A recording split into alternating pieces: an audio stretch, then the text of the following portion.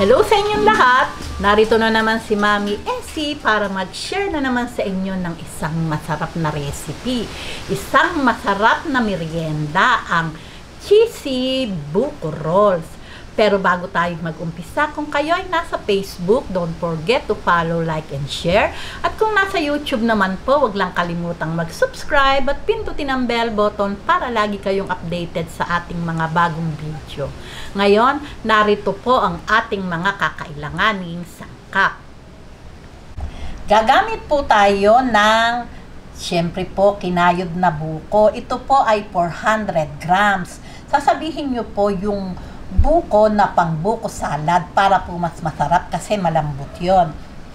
Cheese, ito po ay kalahati ng regular size na cheese. Ginadgad ko na po, nasa inyo po iyon kung ganong ka-cheesy ang gusto nyo. 1 cup buko juice, isang malaking eba, half cup na powder milk, half cup white sugar, 1 cup cornstarch, at syempre po ang ating lumpia wrapper. Ngayon po, umpisahan na po natin muna yung pagtitimpla.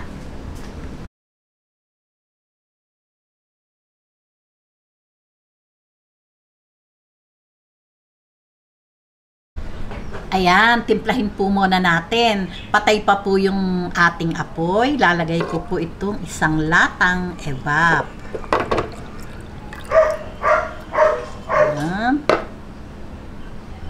Ang buko juice, 1 cup.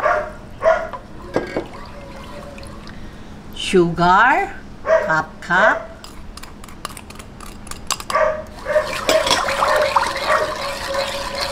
Ayan, tunawin lang po natin.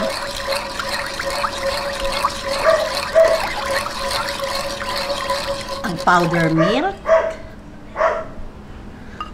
Napakasarap po nito. Tunawin lang po natin.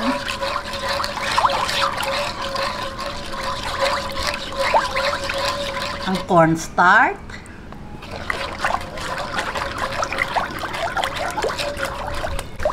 Ayan, tunawin lang po nating mabuti yung ating cornstarch bago natin buksan yung ating apoy. Ayan, pagka po ganitong tunaw na yung ating lahat ng nilagay na ingredient, bubuksan na po natin yung ating apoy. Lalagay lang po natin sa medium to low heat yung ating apoy. Ayan. Medyo lang po ating paiinitin bago natin ilagay yung buko. Pakikita ko po sa inyo. Ayan. Nitong mainit na, lalagay na po natin itong ating buko. Ayan. Huwag po natin titigilan ng halo. Kahit po yung kanina, hinahalo ko po yon kasi pag po hindi natin hinalo yun, mamumuo po. Ito din po ganon. Hindi din po natin, pag nalagay na po yung buko, dire-diretso lang po yung paghahalo hanggang sa ma-reduce yung liquid. Okay.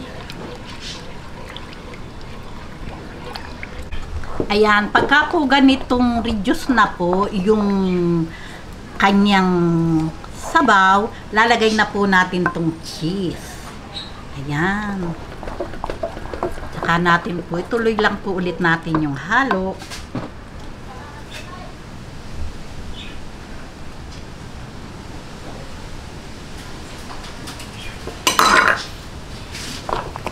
Ayan. Talaga pong cheesy talaga. Napakabango.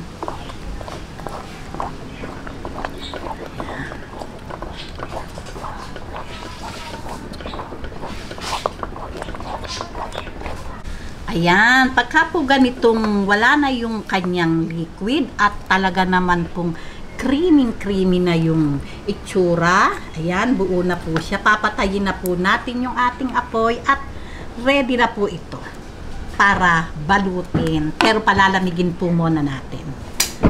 Okay. Okay, ngayon po, umpisahan na po natin yung pagbabalot. Ayan.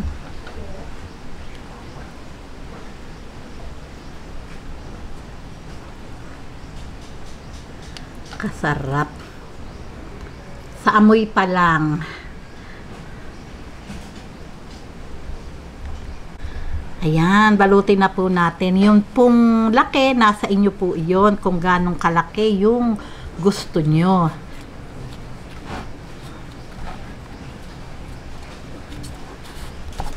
Ayan, basain lang po natin ng tubig.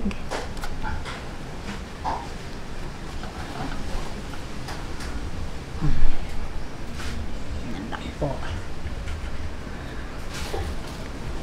Ayan, pagka po tayong magbabalot, kailangan po, malamig na po yung, kahit ano pong babalutin natin, kailangan po ay malamig na siya. Kasi po pag binalot natin ng mainit, masisira po yung ating lumpia wrapper.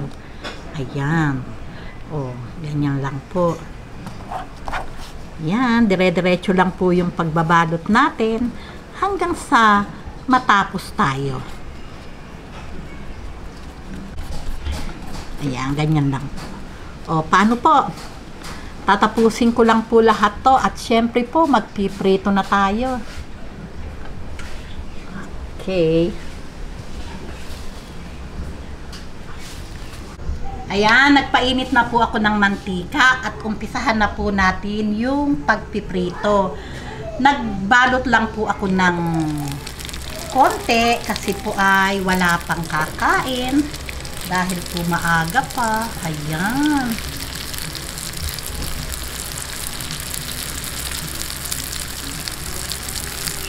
Okay, prituhin lang po natin hanggang mag golden brown yung bawat side.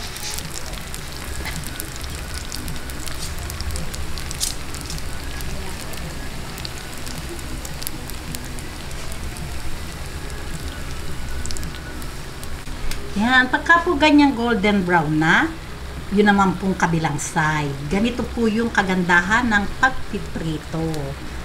Yan, o diba?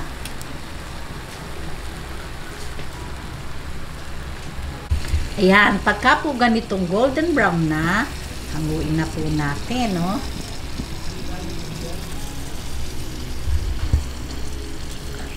Ayan, napakaganda naman talaga ng kulay. Ayan, tapusin lang po natin lahat ang pagpiprito at syempre po, tikiman na po tayo. Ayan. O ayan, nakita nyo naman po, talaga naman pong yummy ang ating cheesy buko turon.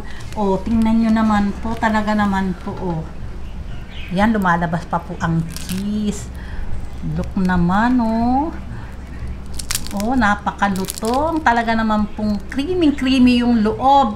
O, di po ba? Talaga naman pong mukhang napakasarap. Kaya lang po, hindi po talaga ako mahilig sa gatas at saka sa cheese. O, di po ba? Talagang napakasarap na merienda. O, tingnan nyo naman po, di po ba? Talaga naman po mukhang katakam-takam. Di lang po mukha. Talaga pong katakam-takam. Alam nyo po, ito po talaga ipaborito ng mga anak ko, basta usaping cheese at saka gatas. Ang problema po, ako po talaga hindi mahilig doon, pero alam ko pong lutuin para sa mga anak ko. Iyan po, talent ko po yan kahit hindi ko po kinakain, kaya kong lutuin. O, di po ba? Kung nagustuhan nyo ang video na to, huwag lang kalimutang mag-likes. And don't forget to share and subscribe. Babuus!